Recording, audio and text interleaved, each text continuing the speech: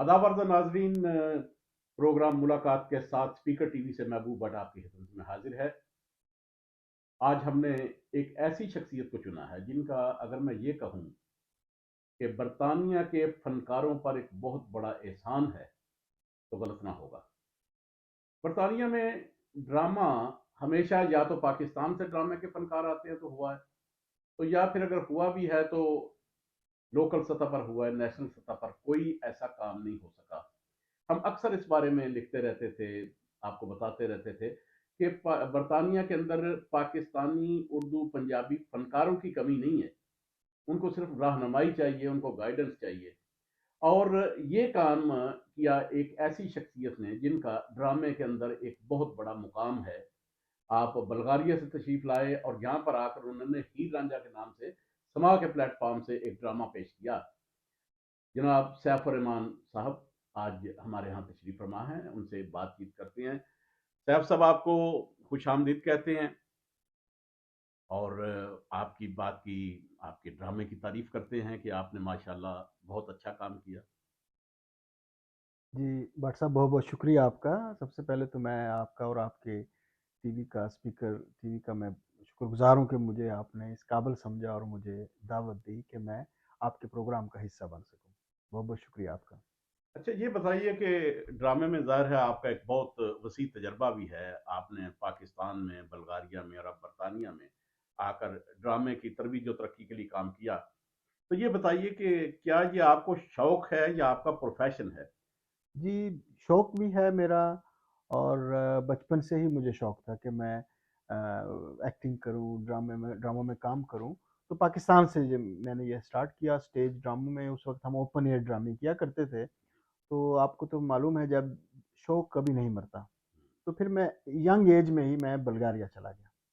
तो वहाँ जाकर भी मैंने अपने शौक को जारी रखा और वहाँ पर भी मैं बुल्गारियन लैंग्वेज में स्टेज प्ले करता रहा और उसके बाद फिर बुल्गारिया में हमने हीर रांझा बुल्गारियन ज़ुबान में किया, बुल्गारियन एक्टर्स के साथ और बहुत वो कामयाब हुआ। 2 साल वो ड्रामा हमारा स्टेज वहाँ पे चला।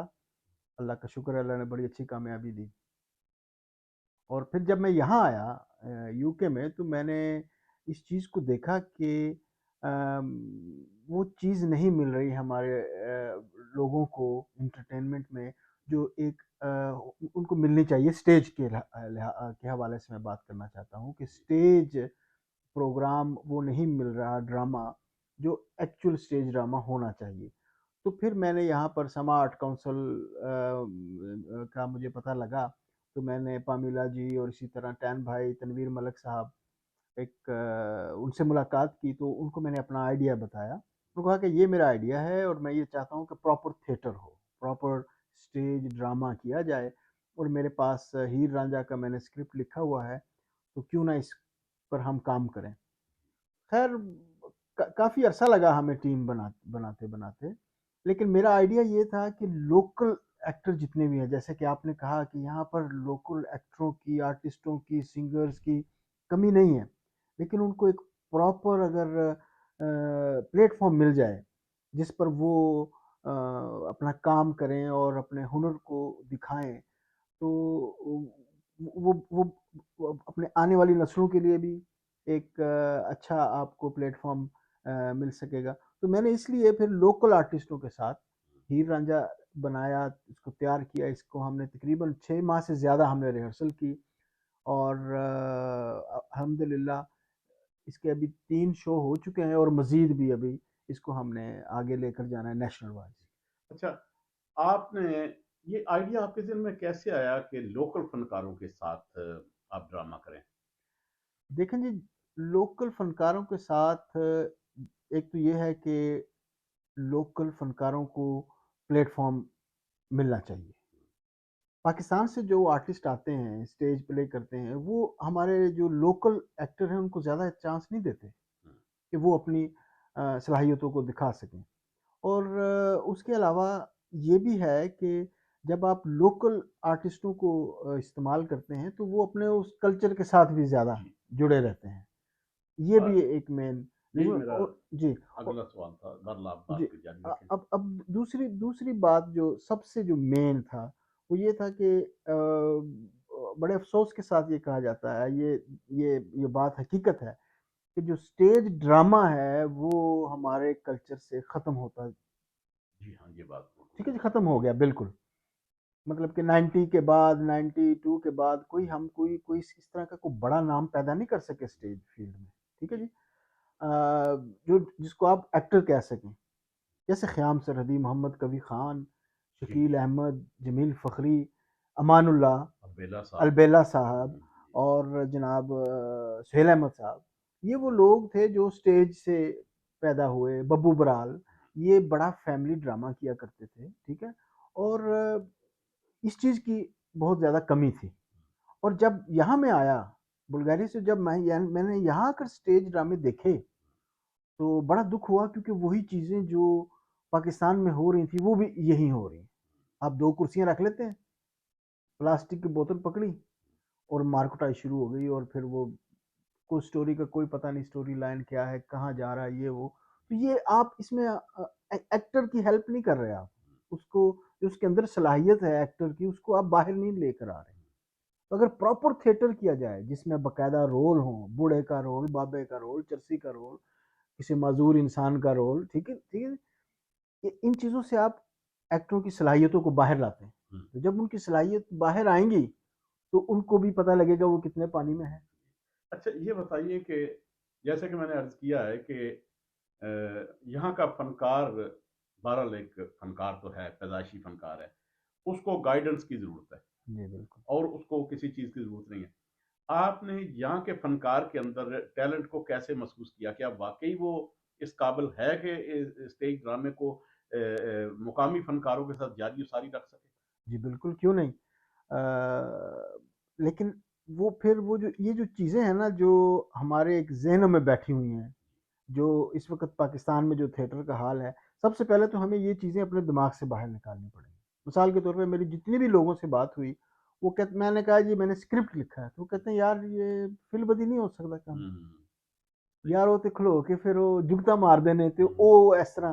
तो बेसिकली जो थिएटर, जो ड्रामा जो होता है, वो आपको स्क्रिप्ट के साथ करना पड़ता है, जी, उसके डायलॉग याद करने पड़ते हैं, ना सिर्फ अपने बल्कि पूरे दूसरे एक्टरों को भी याद करने पड़ते हैं डायलॉग। तो ये बड़ा याद करने का और पढ़ने का काम है। तो उनमें सलाहियतें बहुत ज़्यादा हैं। आपने खुद हीर रांझा देखा, ठीक है जी। बिल्कुल देखा। कुछ एक्टर हमारे ऐसे हैं इस टीम में जिनको इतना ज़्यादा एक्सपीरियंस नहीं है।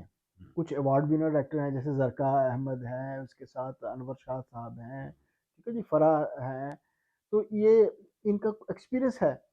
लेकिन उसके अलावा फरीद भट्ट साहब हो गए हाँ जी। या ज़हीर साहब हो जी, गए। ज़हीर साहब की माशाल्लाह परफ़ॉर्मेंस बहुत अच्छी है। जी। जी, जी। तो उन मतलब उनका है एक्सपीरियंस उनका भी, हुँ, लेकिन यहाँ इतना ज़्यादा इंग्लैंड में उनका ज़्यादा एक्सपीरियंस नहीं है स्टेज के लिहाज से। सही। लेकिन उन्होंने कैसी कमाल परफॉर्मेंस की बिल्कुल, सबने, परफ़ॉर्मेंस तो सबकी।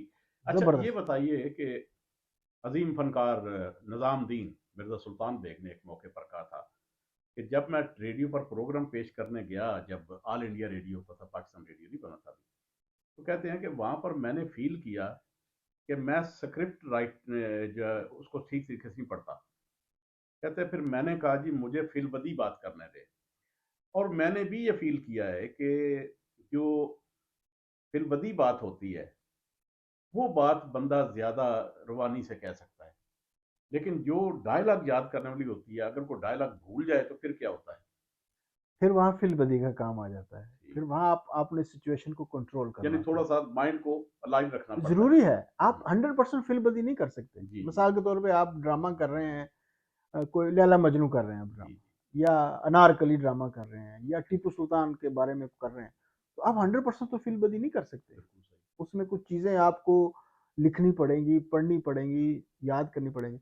हाँ, अगर आप वहाँ कुछ भूल जाते हैं डायलॉग, तो पीछे वो जो होते हैं, वो स्क्रिप्ट बताने वाले वो भी होते हैं, वो भी आपको क्यू दे देते हैं। अगर ना हो तो फिर वहाँ आप, अल्लाह तबारक व तआला ने आपको दिमाग दिया है, आप इस्तेमाल करते हैं थोड़ा-सा फ़िल्म-बदी करके, तो फिर आप ड्रामे को दोबारा पटरी पर फिर लाते हैं। ज़हन में आ भी जाते हैं डायलॉग। जी हाँ, बिल्कुल आ जाते हैं, क्यों हुँ, नहीं? बिल्कुल आते हैं, और ये एक ऐसी चीज़ है कि स्टेज ड्रामे के जो डायलॉग हैं, या ये ड्रामा अगर आपने एक दफ़ा किया हो, और उसको या आप सारी उम्र भूल नहीं सकते वो डायलॉग। बिल्कुल सही। अच्छा, मैंने फ़ील किया कि जब आप ड्रामा करते हैं टीवी पर, तो उसमें आपके पास इम्कानात होते हैं कि आप जो बात कह रहे हैं, अगर आपने गलत किया, आपकी अदायगी ठीक नहीं हुई, तो आप दोबारा इनटेक कर सकते हैं। लेकिन स्टेज में तो ऐसा कोई इम्कान नहीं होता। स्टेज में तो जो मुंह में आया उस वक्त लोग देख रहे होते हैं, उस वक्त ही आपने जो बात करनी है वही लोगों तक पहुंचनी है। तो इसको आप किस तरह जो है वो हैंडल करते हैं इस सूरत हाल को? देखें, ये जब स्टेज पे जब टीम में कोई गलती होती है, तो उस गलती का या तो डायरेक्टर को पता होता है, राइटर को, या पूरी टीम को, ये इससे गलती हो गई यहाँ पे। पब्लिक को तो उस चीज़ का पता नहीं लगता। लेकिन अब जी कहते हैं ना, उस्तादी उसी में है कि अब आप अपनी गलती को आप कवर कैसे करते हैं, ठीक है? उसके फिर कई तरीके होते हैं कि आप जैसे भी आपको आप बात को घुमा के फिर उसी जगह पे ले आते हैं। तो इसमें ये है कि जैसे अगर टीवी वगैरह फ़िल्म, मैंने फ़िल्म में भी काम किया है, मैंने हॉलीवुड की फ़िल्म में भी काम किया है, अभी वो मेरे ख़्याल सिनेमा पे लगी हुई है, अमेरिकन्स नाइट फ़िल्म है। तो उसमें आप जो है, आपको बड़ा चांस दे दिया जाता है, आपको गलती हो गई, आपको 20-20 दफ़ा उसका रीटेक करते रहेंगे। लेकिन स्टेज में ये है कि इसी वजह से रिहर्सलें की जाती हैं। और हमारा हीर रांझा का जो ड्रामा तकरीबन हमने 9 महीने से ज़्यादा उस पे रिहर्सल की। अच्छा, तो ये बताइए कि आपने हीर रांझा की तरफ अब आते हैं जो आपने इस वक्त पेश किया। पहले तो ये बात बताइए, क्या आप समझते हैं कि बरतानिया के अंदर उर्दू या पंजाबी स्टेज ड्रामे का फ्यूचर ब्राइट है? देखें जी, बिल्कुल है, क्यों नहीं है? इतनी बड़ी हमारी यहाँ कम्युनिटी रहती है, जो उर्दू और पंजाबी बोलने वाले, समझने वाले हैं, तो उनके लिए कुछ न कुछ एहतमाम करना, कुछ न कुछ करना बहुत ज़रूरी है। तो इसलिए ये हमने कदम उठाया, और हीर रांझा एक ऐसी स्टोरी जो कि बरसगीर पाक व हिंद में सुनी और पढ़ी जाती है, बच्चा-बच्चा इससे वाक़िफ़ है। और हज़रत पीर वारिस शाह साहब की जी ये हाँ। लिखी हुई दास्तान है, और एक ऐसी दास्तान जो कि 200 साल से मुसलसल टॉप लिस्ट है, ठीक है जी? तो इसको क्यों ना हम स्टेज पे परफ़ॉर्म किया जाए?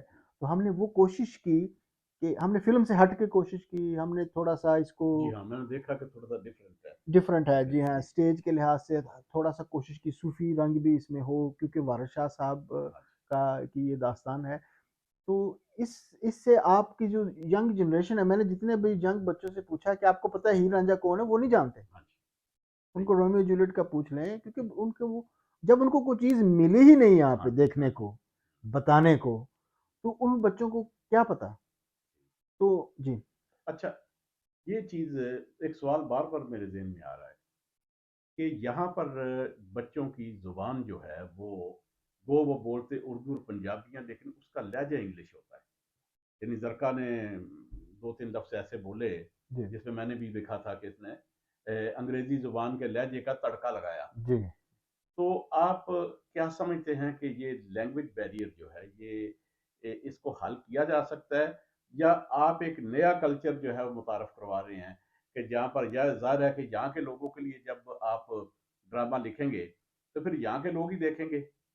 तो फिर उनकी ये आप इसका एक नया व्यू पैदा कर रहे हैं। नहीं, देखें, बात दरअसल ये है कि अब जो यहाँ जनरेशन जो पैदा हुई है, उनको तो बिल्कुल ये ज़ुबान का मसला है कि कभी-कभी कोई ऐसा लफ्ज़ वो अ, नहीं अदा अदा कर कर सकते, सकते जी, जी। जो जिसका जैसे करना चाहिए।